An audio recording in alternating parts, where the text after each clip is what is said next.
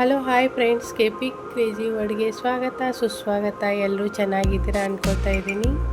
ನಾವು ಲಾಸ್ಟ್ ವಿಡಿಯೋದಲ್ಲಿ ನಾವೆಲ್ಲ ಫ್ರೆಂಡ್ಸ್ ಜೊತೆ ಟ್ರಿಪ್ಪಿಗೆ ಹೋಗಿರೋದು ಬ್ಲಾಗ್ ಹಾಕಿದ್ದೆ. ತುಂಬ ಚೆನ್ನಾಗಿ ಬಂದಿದೆ ವ್ಯೂಸ್ ಎಲ್ಲ. ಎಲ್ಲರೂ ಎಷ್ಟೊಂದು ಇಷ್ಟಪಟ್ಟಿದ್ದಾರೆ. ತುಂಬ ದಿನಗಳ ನಂತರ ಹೋಗಿರೋಂಥ ಟ್ರಿಪ್ಪು ಎಷ್ಟೊಂದು ಖುಷಿ ಕೊಡ್ತು ಅಂದರೆ ಮನಸ್ಸಿಗೆ ಹೇಳೋಕ್ಕೆ ಆಗಲ್ಲ. ನಿಜವಾಗ್ಲೂ ಅಂದರೆ ಆ ರೀತಿ ಅಂದ್ಕೊಂಡಿರಲಿಲ್ಲ ಎಷ್ಟು ಚೆನ್ನಾಗಾಗತ್ತೆ ಅಂತ. ಅದಕ್ಕೆ ಹೇಳೋದು, ಸಡನ್ನಾಗಿ ಒಂದು ಸಲ ಹೆಂಗಾಗತ್ತೆ ಅಂದರೆ ನಾವು ಯಾವುದೇ ರೀತಿ ಪ್ಲ್ಯಾನ್ ಮಾಡ್ಕೊಂಡಿರಂಗಿಲ್ಲ, ಸಡನ್ನಾಗಿ ಅದು ಆನ್ ದ ಸ್ಪಾಟ್ ಡಿಸೈಡ್ ಆಗುತ್ತೆ. ಅದು ಇಮ್ಮಿಡಿಯೇಟಾಗಿ ಪ್ಲ್ಯಾನ್ ಸರ್ಕ್ಯೂಟು ಆಗುತ್ತೆ ಅಂತ ಹೇಳ್ಬೋದು. ನಮ್ಮದು ಅದೇ ರೀತಿ ಆಗಿರೋವಂಥದ್ದು. ನಿಜವಾಗ್ಲೂ ನಮಗೆ ಇದು ಪ್ಲ್ಯಾನ್ ಇರಲಿಲ್ಲ. ಒನ್ ಡೇದು ಹೋಗ್ಬೇಕಂತ ಅದು ತುಂಬ ಒಂದು ವರ್ಷದಿಂದನೇ ಪ್ಲ್ಯಾನ್ ಮಾಡ್ತಾಯಿದ್ವಿ. ಬಟ್ ಒನ್ ಡೇನೂ ಹೋಗೋಕ್ಕೆ ಆಗಿಲ್ಲ. ಬೆಳಗ್ಗೆ ಹೋಗಿ ಈವ್ನಿಂಗ್ ಬರೋಕ್ಕೆ ಹೋಗೋದು ಆಗ್ತಿರ್ಲಿಲ್ಲ. ಬಟ್ ಇದು ಸಡನ್ನಾಗಿ 3 ಡೇಸ್ ಪ್ಲ್ಯಾನ್ ಆಯಿತು. ಎಲ್ಲರ ಜೀವನದಲ್ಲಿ ಹಾಗೆ ಆಗಿರುತ್ತೆ. ಆಲ್ಮೋಸ್ಟು ನಾವು ಕರೆಕ್ಟಾಗಿ ಪ್ಲ್ಯಾನ್ ಮಾಡ್ಕೊಂಡು ಇವಾಗೆ ಹೋಗಬೇಕು, ಹಿಂಗೆ ಹೋಗಬೇಕು ಅಂತ ಎಷ್ಟೋ ಸಲ ಅಂದ್ಕೊಂಡಿರ್ತೀವಿ. ಬಟ್ ಅದು ಯಾವುದೂ ಆಗ್ತಿರಂಗಿಲ್ಲ. ಸಡನ್ನಾಗಿ ಕೆಲವೊಮ್ಮೆ ಆಗಿರುವಂಥ ಪ್ಲ್ಯಾನು ಇಮ್ಮಿಡಿಯೇಟಾಗಿ ಡಿಸೈಡ್ ಮಾಡ್ಕೊಂಡು ಹೊರಟ್ರೆ ಅವು ಎಷ್ಟು ಸಕ್ಸಸ್ ಆಗಿರುತ್ತೆ. ನಿಮ್ಮ ಲೈಫಲ್ಲಿ ಇದೇ ರೀತಿ ಆಗಿರುತ್ತೆ ಅಂದ್ಕೊತೀನಿ. ಆಗಿದ್ದರೆ ನನಗೆ ಕಮೆಂಟ್ ಬಾಕ್ಸಲ್ಲಿ ತಿಳಿಸಿ. ಉಡುಪಿಲಿ ಬೆಳಗ್ಗೆ ದೇವ್ರ ದರ್ಶನ ಎಲ್ಲ ಮಾಡಿಕೊಂಡು ನಾಷ್ಟ ಎಲ್ಲ ಮಾಡಿಕೊಂಡು ಮಧ್ಯಾಹ್ನ ಇಷ್ಟು ಬಿಸಿಲು ಅಂದರೆ ಯಪ್ಪ ಹೇಳೋಕ್ಕೆ ಆಗಲ್ಲ. ಸಿಕ್ಕಾಪಟ್ಟೆ ಬಿಸಿಲು ಇತ್ತು. ಅಲ್ಲಿಂದ ಸೀದಾ ನಾವು ಬೀಚಿಗೆ ಹೋದ್ವಿ. ಇದು ಉಡುಪಿಯಲ್ಲಿರುವಂಥ ಮಲ್ಪೆ ಬೀಚ್ ನಾವು ಹೋಗಿರೋದು. ತುಂಬ ಕ್ಲೀನ್ ಇದೆ. ಜನನೂ ತುಂಬ ಜಾಸ್ತಿ ಇದ್ದರು. ವೆಕೇಷನ್ ಇತ್ತಲ್ಲ. ಫ್ಯಾಮ್ಲಿ ಜೊತೆನೂ ಹೋಗಿರೋದು ಅದ್ರದ್ದು ಒಂಥರ ಎಕ್ಸ್ಪೀರಿಯೆನ್ಸ್ ಬೇರೆ ಇರುತ್ತೆ.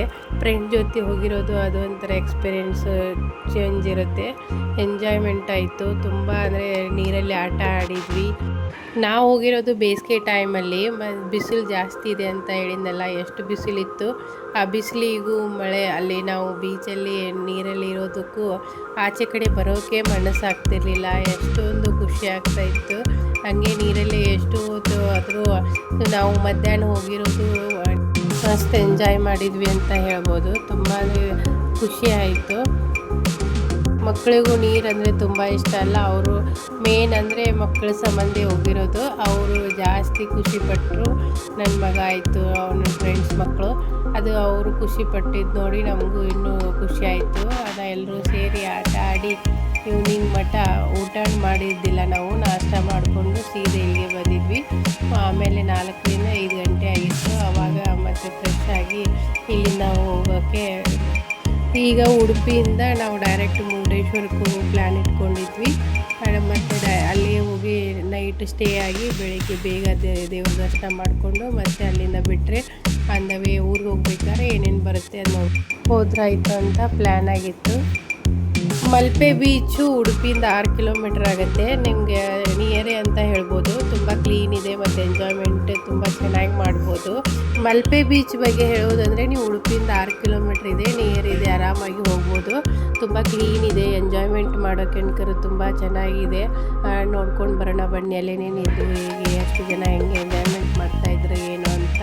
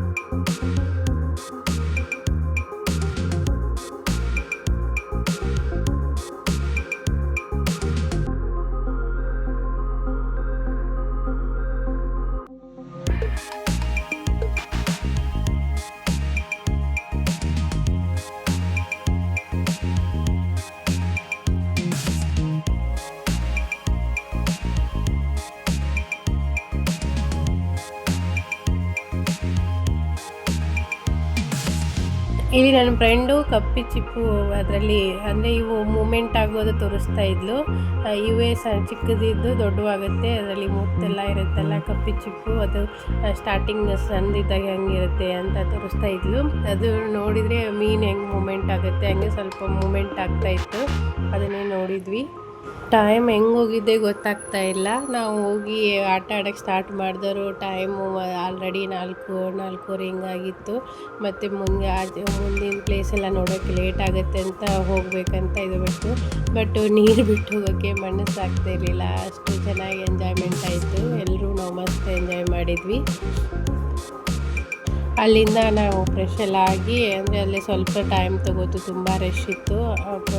ಅಂದರೆ ಸ್ನಾನದ ರೂಮಲ್ಲಿ ಎಲ್ಲ ಇರ್ಬೋದು, ಯಾಕಂದರೆ ಸಿಕ್ಕಾಪಟ್ಟೆ ಜನ ಇದ್ರಲ್ಲ ಅದಕ್ಕೆ.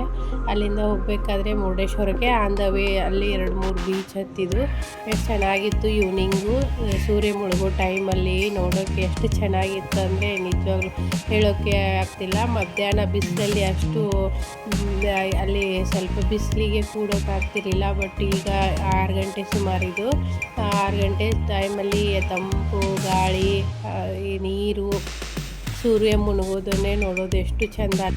ಸೂರ್ಯಾಸ್ತ ಮತ್ತು ಸೂರ್ಯ ಉದಯನ ನೋಡೋಕ್ಕೆ ಎಷ್ಟೊಂದು ಜನ ಬರ್ತಾರೆ ಬೀಚಿಗೆ. ಈ ಪ್ಲೇಸಲ್ಲಿ ನೋಡೋದು ತುಂಬ ಅಂದರೆ ಎಷ್ಟು ಚೆನ್ನಾಗಿರುತ್ತೆ. ನಾವು ಈವ್ನಿಂಗ್ ಆಯಿತು ಬಿಟ್ಟು ಹೋಗೋಕ್ಕೆ ಮನಸ್ಸಾಗ್ತಾ ಇರಲಿಲ್ಲ. ಇಲ್ಲಿ ಅಂದರೆ ಆನ್ ದ ವೇ ಇದು ಹೋಗ್ಬೇಕಾದ್ರೆ ನಾವು ಕಾರ್ ತರ್ಬಿಸಿ ಇಲ್ಲಿ ಸ್ವಲ್ಪ ಫೋಟೋ ವಿಡಿಯೋಸ್ ಎಲ್ಲ ಮಾಡ್ಕೊಂಡ್ವಿ. ಎಷ್ಟು ಚೆನ್ನಾಗಿತ್ತು. ಇಲ್ಲಿ ಬಂಡೆ ಇದಾವಲ್ಲ, ಕಲ್ಲು ಬಂಡೆ, ಅದ್ರ ಮೇಲೆ ಈವ್ನಿಂಗ್ ಆದಂಗೆ ಎಷ್ಟು ಏಡಿ ಬರ್ತಿದ್ವು ಅಂದರೆ ಒಂಥರ ಇರುಬಿ, ಸಕ್ರೆ ನೋಡಿದಾಗ ಇರುಬಿ ಮುತ್ಕೊಳ್ಳುತ್ತಲ್ಲ ಹಾಗೆ. ನಾವು ಹೋದಾಗ ಒಂದು ಇರಲಿಲ್ಲ, ಬೆಳಕಿತ್ತಲ್ಲ, ಹೆಂಗೆ ಕತ್ಲಾಯಿತು ಹಂಗೆ ಪೂರ ಕಲ್ಲು ಮೇಲೆ ಏಡಿ ಬಂದು ಕೂತ್ಕೊಂಡಿದ್ವು. ಎಷ್ಟೊಂದು ಏಡಿ ಬರಾತಿದ್ವು ಹಂಗೆ.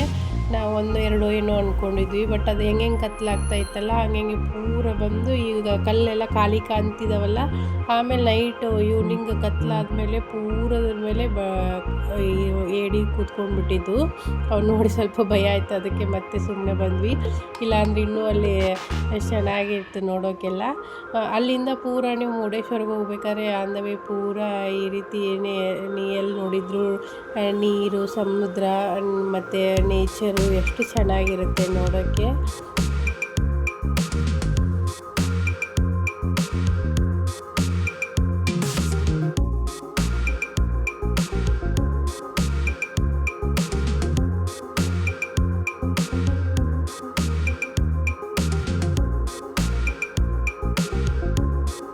ಬೆಳಿಗ್ಗೆ ದೇವಸ್ಥಾನದಲ್ಲಿ ಕ್ಯೂ ನಿಂತ್ಕೊಂಡು ಅಲ್ಲಿಂದ ಬಿಸಿಲಲ್ಲಿ, ಉರಿ ಬಿಸಿಲಲ್ಲಿ ಎಲ್ಲ ಕಡೆ ಅಡ್ಡಾಡೋದು, ಮತ್ತು ಬೀಚಲ್ಲಿ ಆಟ ಆಡಿ ಎಲ್ಲರೂ ಎಷ್ಟು ಸುಸ್ತಾಗಿದ್ವಿ.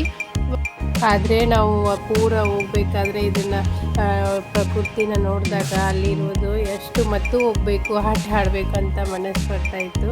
ಅಷ್ಟು ಚೆನ್ನಾಗಿತ್ತು.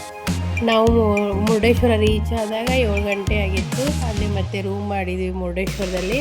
ಅಲ್ಲೇ ಊಟ ಎಲ್ಲ ಮಾಡಿಕೊಂಡು ರೆಸ್ಟ್ ಮಾಡಿ ಬೆಳಿಗ್ಗೆ ದೇವಸ್ಥಾನಕ್ಕೆ ಹೋದ್ರಾಯಿತು. ನೈಟು ರೆಸ್ಟ್ ಇರುತ್ತೆ ಅಲ್ವ, ಅದಕ್ಕೋಸ್ಕರ ಮತ್ತು ಫುಲ್ಲು ಟಯರ್ಡ್ ಆಗಿದ್ವಿ. ಹಾಗಾಗಿ ಬೆಳಿಗ್ಗೆನೇ ಬೇಗ ಎದ್ದು ದರ್ಶನಕ್ಕೆ ಹೋದ್ರಾಯಿತು ಅಂದ್ಕೊಂಡ್ವಿ.